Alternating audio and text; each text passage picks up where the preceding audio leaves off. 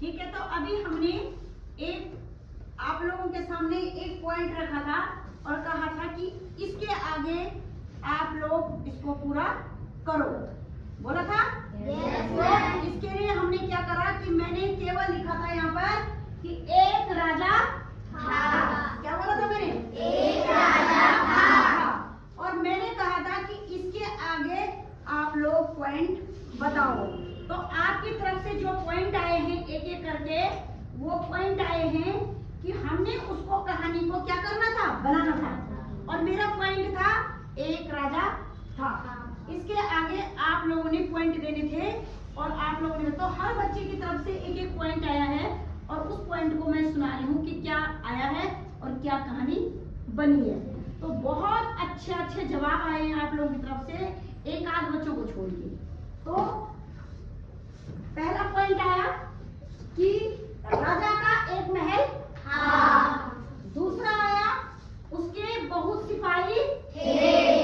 तीसरा पॉइंट आया राजा बहुत बुद्धिमान था। चौथा आया राजा की एक रानी थी। पांचवा पॉइंट आया सिपाही राजा की मदद करते थे, ठीक है। और छठा पॉइंट आया राजा के दो बेटे थे। सातवां पॉइंट आया राजा बहुत कंजूस था। आठवां पॉइंट आया राजा बहुत ईमानदार था। नौवां पॉइंट आया राजा बहुत घमंडी था। अगला पॉइंट आया राजा अपनी प्रजा का बहुत ख्याल रखता था।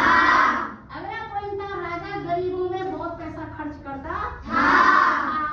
अगला पॉइंट आया राजा के बेटे राजगद्दी पर बैठना चाहते थे। अगला आया राजा के पास घोड़े थे। अगला आया राजा पेड़ पौधे लगाता था। अगला पॉइंट आया राजा के पास बहुत खजाना था। अगला पॉइंट आया राजा सुबह रोजाना महल में टहलता था। अगला है राजा के आगे बड़े बड़ों की कुछ नहीं चलती थी। अगला है सिपाही राजमहल की रक्षा करते थे। अगला आया राजा को घुड़सवारी बहुत पसंद थी।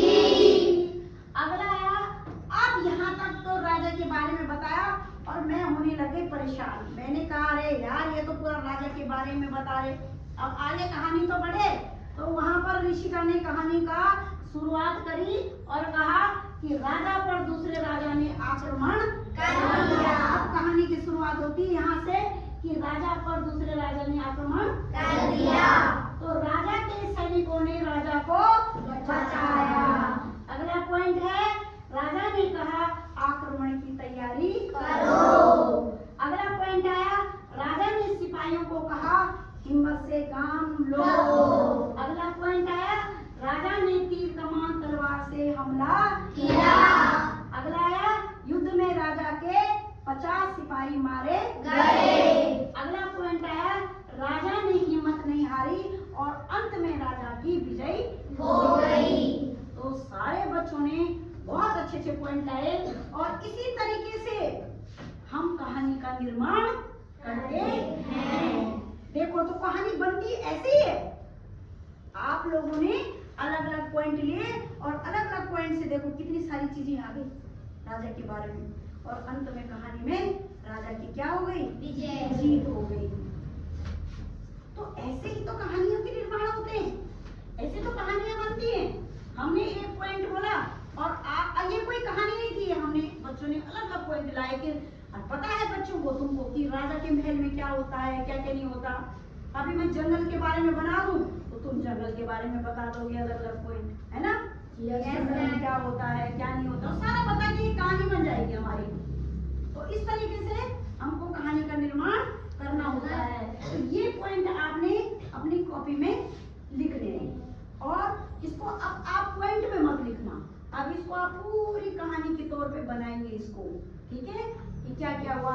अब इसमें ऊपर नीचे कुछ पॉइंट हो रखे हैं, उसको सही करते क्रम में लाते हुए कहानी का रूप तैयार करेंगे, ठीक है। तो सारे बच्चों के लिए हम क्लिपिंग